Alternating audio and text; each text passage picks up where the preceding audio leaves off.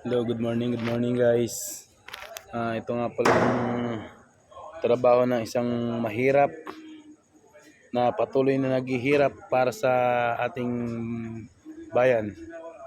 Ala, dahil hindi nakapag-aral, kinapos ng konting kapalaran, ganito yung aming hanap buhay. Wala, ganun talaga. Shoutout sa mga tropa nating tungo dyan. Sa lahat na nakakilala sa atin, sa mga tropa tungo natin dyan guys. Hello guys. Shoutout sa inyo lahat guys. Hirap na sila lang lang kay mga kapit na magsuro doon. Ay, nagamit pa naman doon. Suro sa mais. Mahirap kasi pag mababa. Dadala pag ng gamot.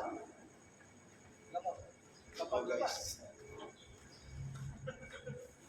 Wala naman tayong itirahan dyan. Gusto mo ay bibigyan kita.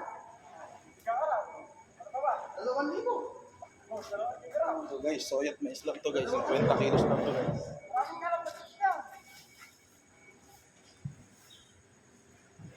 Gusto mo yung gigili niya ka, alam mo, aeroplano sa mga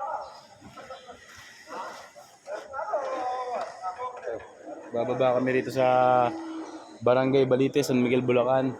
Soya at saka bigas guys. Ayan lang oh. Container ban yan guys. Ayan, container ban yan. De 40 haba. Ayan, nakita nyo naman napakahaba guys ng truck na yan oh. Apat na ganyan lang yung ibababa namin ngayon. Apat na punong ganyan na soya yung sinasaki at binubuhat nilalagay dito sa paleta guys. Yan.